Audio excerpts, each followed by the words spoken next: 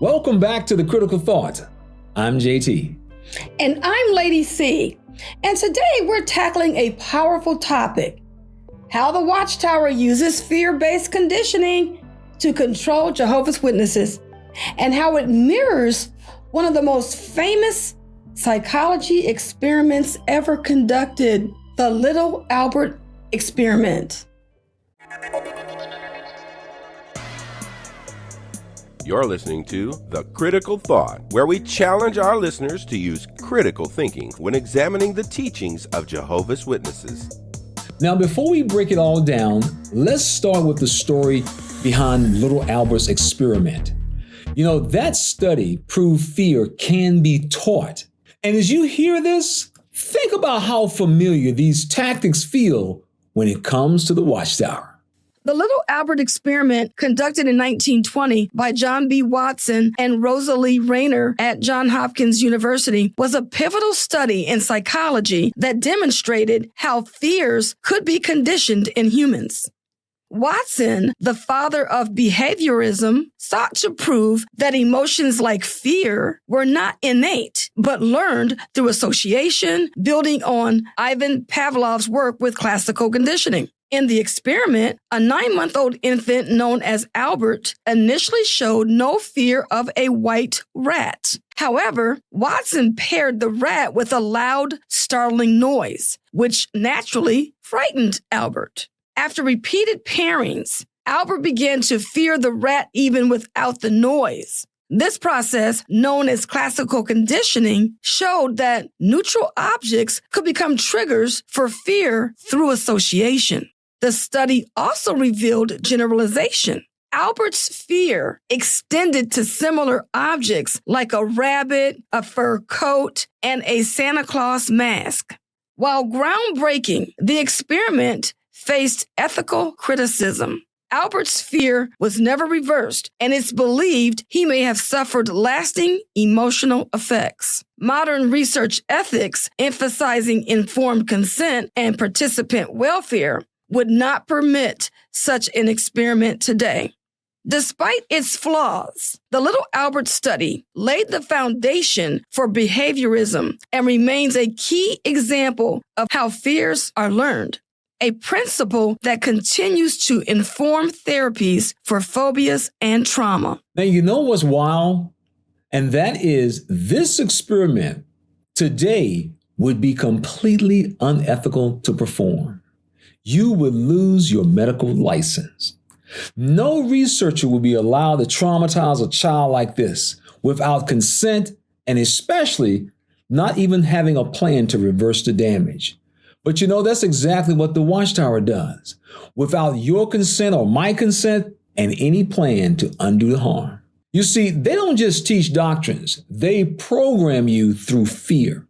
Fear of Armageddon, fear of being shunned, fear of being removed from the congregation, fear of losing your family. And just like little Albert, that fear sticks even long after you leave this organization.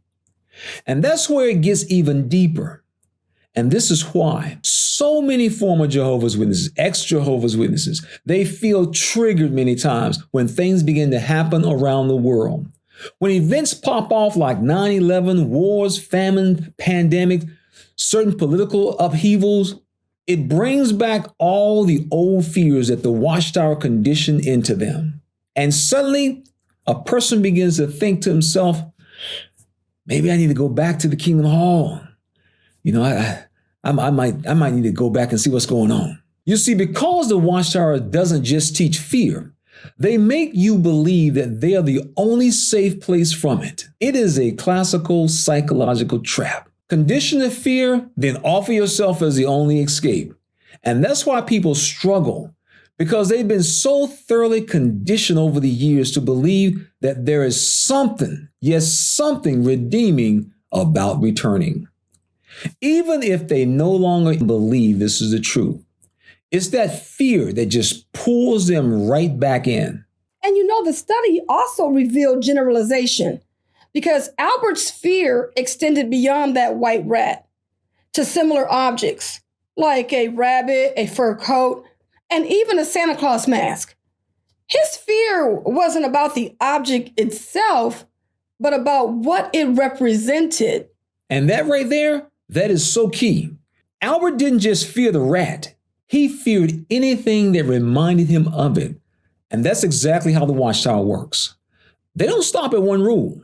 They generalize your fear to everything outside their control. Birthdays, dangerous. Higher education, it's a trap. Non-Jehovah's Witness friends, spiritually corrupt. It's not logic, it's association. They train you to flinch at anything labeled worldly. And that's why even after you leave, the fear sticks. It's automatic. It's programming. Because the Watchtower didn't just control your beliefs, they control your emotions. Just like little Albert, they didn't teach you what to fear. They taught you to fear everything but them. And you don't have to take my word for it. Just listen to the voices of those who have actually lived it. Because what the Watchtower teaches doesn't stay in the Kingdom Hall. It follows you everywhere. It shapes your identity, your choices, your relationships, even your fears. So let's hear from real people, former Jehovah's Witnesses, who experienced this programming firsthand. Each one is living proof that what we're exposing here isn't theory, it's reality. And their stories show just how deep the conditioning runs. Now let's talk about indoctrination. The Watchtower doesn't just shape your beliefs, it programs your entire identity from birth. Here's proof from someone who was born into it, where the conditioning ran through their whole family. I was born and raised as a Jehovah's Witness. I'm a third generation. And so when you're born in, you're programmed, conditioned from birth, and you don't know any better. It's completely inundated everywhere around you. My family members on both sides, even depth, with aunts and uncles and everyone else, cousins and nephews, are Jehovah's Witnesses. So your role models are also obviously Jehovah's Witnesses. Your grandfather was an elder, pioneer. So you try to reach out for those things. So I was 100% in. And that's what they do. They make sure the organization becomes your entire world. So when you leave, it feels like there's nothing outside. That's not faith, that's control. Next, let's talk about isolation. They don't just remove you from the group, they rip your entire life out from under you. You lose family, friends, everything. And here's the proof. When I got disfellowshipped, and there's a whole story behind that, and we can get into it later on, but regardless of that, when I got disfellowshipped, I was still living at home. I was an adult. I was 19, 20. But my mother asked me to leave. And at that point, I didn't have I was working for some other Jehovah's Witnesses, cleaning restaurants. Didn't have a good job because I didn't go to college. Everybody else that was in my peer group that I went to school with, they were off at school, going for college. I'm still like cleaning up floors and washing windows at 19, 20 years old with no background, no education, and no future for a job. And now all of a sudden I get disfellowshipped and I'm already working for Witnesses. So now I have nothing. And then my mother asked me to leave the house. And that would really surprise me because I knew what the policy was. And I thought, okay, this is gonna be hell living in here, being disfellowshipped. But I guess I'll be going to the meetings or whatever, and we ain't gonna be sitting. I'm gonna be sitting in the back, and she's gonna be sitting in the front, and that's just the way this is gonna be. I hate this, but I had no idea. My mother came home and said, "You gotta leave. You gotta leave the house." And that's the point. They make sure you're so dependent on them that when they throw you out, you're left with nothing. It's solitary confinement outside of prison walls. Now, let's talk about shunning. They say it's out of love, but it's actually a weapon. It's how they cut you off from your own blood. As a child, one of my aunts was disfellowshipped when I was only 6 years old. And I was told she was cut out of the family. Basically, I couldn't talk to her. I wasn't allowed to. And so the only times I saw her in my whole life were at my grandfather's funeral and at my grandmother's funeral. I finally did reconnect with her. It was not easy. I didn't have any way to contact her. I had heard that she had a restaurant in a little town. And fortunately, that restaurant had her name in the title. And so via Google Maps, my brother and I were able to find her restaurant. And I had to write a letter to her restaurant. And I said, I've left. I don't believe this is right, the way the family has treated you. I'm not an active Jehovah's Witness anymore, and I'd like to get in touch with you. And she was absolutely wonderful. Family weaponized. Shunning isn't about love. It's about obedience. And they don't care who it destroys either. Now, let's talk about Armageddon anxiety. The Watchtower makes you so afraid of dying outside of their walls that you never even plan for life. My father just died about 6 months ago, and he had a horrible deathbed experience. And so for such a devout elder for 60 years to have a crisis of faith on his deathbed, it was really, really hard to take. And it's never discussed. Your deathbed experience is never discussed in the hall. You never go and say, oh, we planned our funeral for such and such. You don't discuss things like that. You don't discuss 20 years down the road because, well, Armageddon's coming. So you don't have to worry about that. You don't have to worry about your deathbed because, well, Armageddon's coming soon, around the corner. You never, ever put any thought into your deathbed experience. And every one of them are going to have one. And that's the tragedy. They tell you, don't worry about the future. Armageddon's coming. So when life does happen, when death does come, you're completely unprepared. Let's talk about fear. The governing body loves fear. Fear of the world, fear of outsiders, and they admit it out loud. We have this wicked world all around us that is trying to assimilate us into joining them in ungodly conduct. And looking at the ratio, we as Jehovah's people are outnumbered by people of the world by about 900 to 1. There it is, straight from their own mouths, fear-mongering. The world is not wicked, but they have to make you believe it is. Otherwise, you leave the organization. But the worst part, emotional isolation. Disfellowshipping is designed to break you because humans need connection. Listen to this. The most painful thing I think you can do to another human being is to isolate them and cut them off. That's why solitary confinement, is such an issue in the prisons and stuff, and why it's such an effective tool also in those environments, because that people will do almost anything to just not be alone. And when you're raised as Jehovah's Witness your whole life, when all of your family around you, all your friends are in that environment, when they cut you off and disfellowship you, you are put into solitary confinement. Exactly. They use psychological warfare. They don't care about your spirituality. They care about your obedience. And isolation, that's their favorite weapon. Now let's talk about conditional love. In the Watchtower, love isn't real. It's transactional. You're only worthy if you believe exactly what they say. You come to the realization that the brotherhood that you thought you had as a Jehovah's Witness is conditional and relative. And I think that's an eye-opener for people too. And they recognize how quickly you can just turn that off because you no longer believe what I believe, or you no longer think the way I think.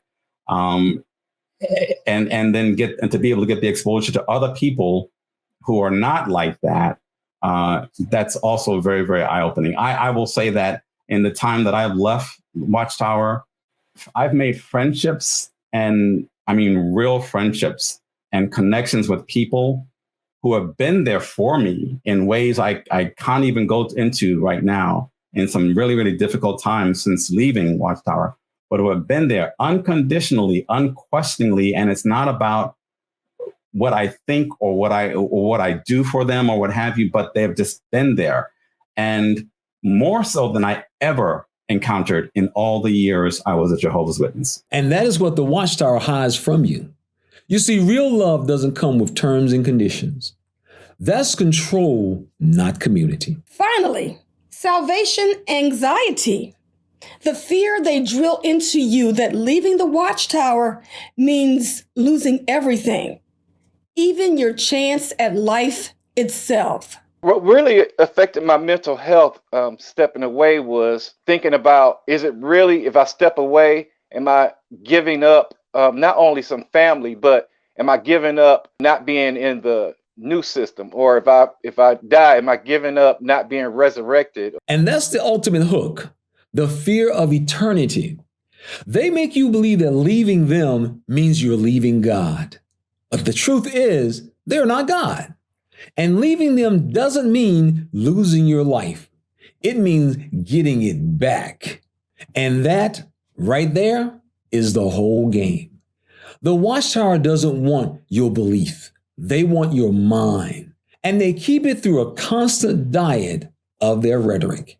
That's why they push meetings, magazines, and the Jehovah's Witness broadcasting, because the conditioning only works if it's nonstop. They have to keep you on that treadmill of fear, because the moment you step off, the moment you pause, you start to think. And thinking is their greatest threat. They've trained you to believe that without them, you're lost, that the world is dangerous and God has abandoned you. But here's the truth. The danger was never the world. The danger was never outside. The danger was believing that you couldn't survive without them. But here's what they won't tell you. You're stronger than their programming. You are not alone. And you can decondition from the fear they planted in you, because the most powerful step you'll ever take is the one out of their control. So if this video has made you think, if it's hit home, good. Because understanding where you've been is the first step to knowing where you're going. And your journey doesn't end here. In upcoming episodes, we're bringing you more than just exposure. We're bringing solutions, resources, tools, and real strategies to help you unlearn the fear and reclaim your life. Because this isn't just about breaking free. It's about staying free. This has been JT with my co-host, Lady Cee, right here on The Critical Thought. Now it's your turn. Drop a comment below. What fears did they plant in you? And how are you breaking free? Because when we share, we heal. And when we heal, hey, we win. So like, subscribe, and stay connected. Because the Watchtower built the fear, but together we can break it. This program was sponsored by Critical Thinkers.